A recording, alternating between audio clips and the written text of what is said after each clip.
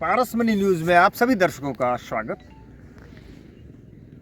इस वक्त मैं सुपौल के मिर्चा में हूँ और ये आप देख रहे हैं कि मुख्य जो सेतु नदी, मुख्य कोसी का जो नदी है वो दिख रहा है आपको, जो किस तरह ये चलायमान है। और कोसी, जिसे बिहार का शौक भी कहा जाता है, आज हम वही मुख्य कोसी नदी के पास खड़े हैं और यहाँ आप देख पा रहे हैं कि किस तरह से ये नदी अपनी राह को खुद बनाती हुई आगे जा रही है और ये जहाँ से जाती है वहीं काटती हुई मिट्टी को चली जाती है।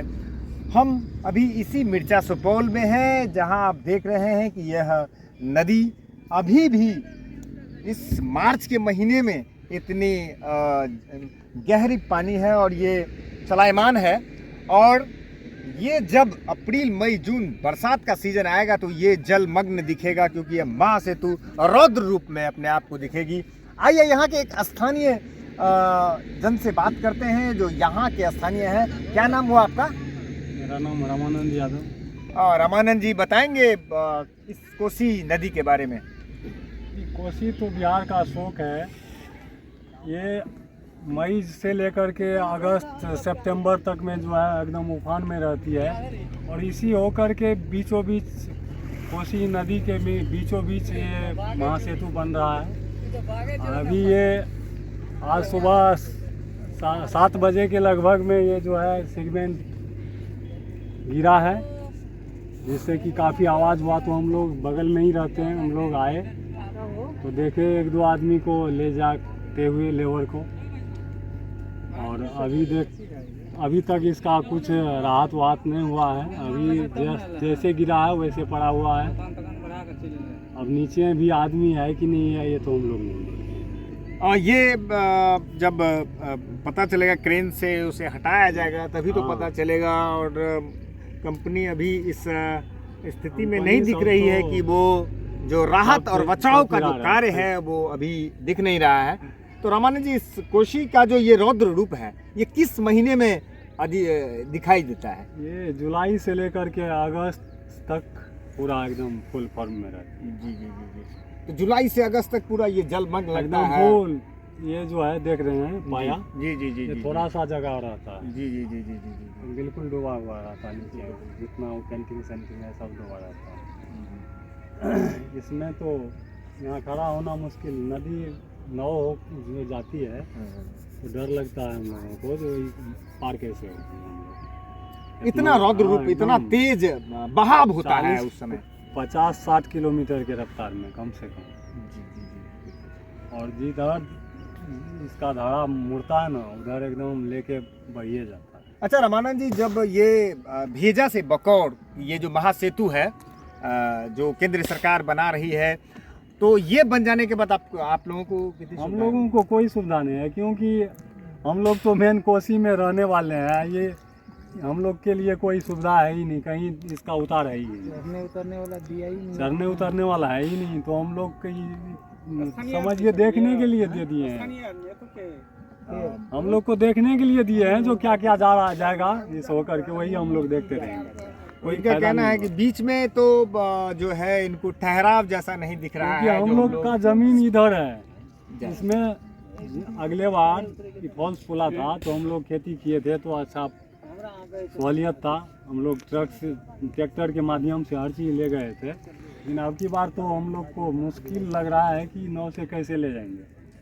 हम लोग सभी देख रहे हैं, ये सब तो गेहूं का खेती हम ही लोग का है सभी। तो कोसी के उस पार, कोसी पानी के उस पार, हाँ देख रहे हैं सभी। तो यहाँ गेहूं अच्छी होती है, मतलब फसल अच्छी होती है। फसल तो गेहूं का टॉपर है। अच्छा, देख रहे हैं सब। तो इनका कहना है कि जब नई मिट्टी आती है कोसी में तो वो उपजाऊ हो जाती है और फिर इनके यहाँ गेहूं की उपज बहुत ही बेहतरीन हो जाती है। और कहीं ना कहीं कहा जा सकता है कि ये वरदान भी है और अभिशाप भी है। तो कोसी अगर शौक है तो कोसी अगर नई मिट्टी लेकर आती है तो फिर इनको एक जो गेहूं का सीजन होता है वो बेहतर होता है। और फिर ये जुलाई से लेकर अक्टूबर नवंबर तक पानी में घिरे रहते हैं और बीच कोसी अक्टूबर के बाद गर्भ में हैं और जहाँ से यह ब्रिज जा रही है और इसी कोसी गर्भ में इनका रहना होता है, यही इनका जीवन यापन है। तो कहीं ना कहीं यह अभी तक बिहार के लिए बहुत बड़ा अभिशाप है और मुख्य पुला हम लोग के लिए कोई काम का नहीं है।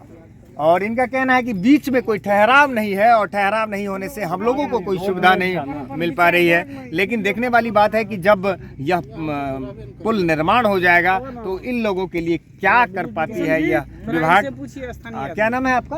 राजेश कुमार मंडल। राजेश जी बताएंगे यहाँ के बारे में, कोसी के बारे में। कोसी क्या बताएंगे, कोसी से हम लोग को तो बर्बादी है, इसके अलावा कुछ बेनिफिट तो है नहीं। देख रहे कितना आज इतना बड़ा हादसा हो गया है।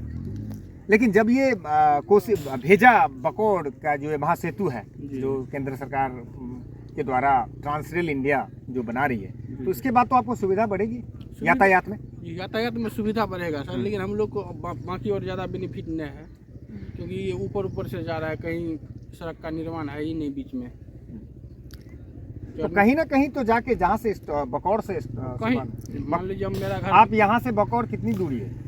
मेरा घर गोपालपुर हुआ, वहाँ से जाना पड़ेगा भैया चढ़ने के लिए। उसके लिए भी नीचे से सड़क चाहिए, उसके बाद हम लोग उस पर चढ़ सकते हैं। वो अगर सरकार देती है तब तो हम लोग को बेनिफिट है। इनका कहना है कि सीधे ऊपर से जो यह पुल के ऊपर से जो यह सेतु जा रही है, तो नीचे जो कोसी क्षेत्र में बसे लोग हैं उनके लिए कोई बहुत बड़ी सुविधा इन्हें दिख नहीं रही है। ये भेजा से बकौड़ के बीच है, तो इन्हें भी कहीं ना कहीं से इस ब्रिज से कनेक्ट किया जाए, जोड़ा जाए, ताकि इन्हें भी यह यातायात का फ़ायदा मिल सके। मैं कृष्ण कुमार झा, पारसमणि न्यूज़ के लिए मिर्चा, सुपौल से, नमस्कार।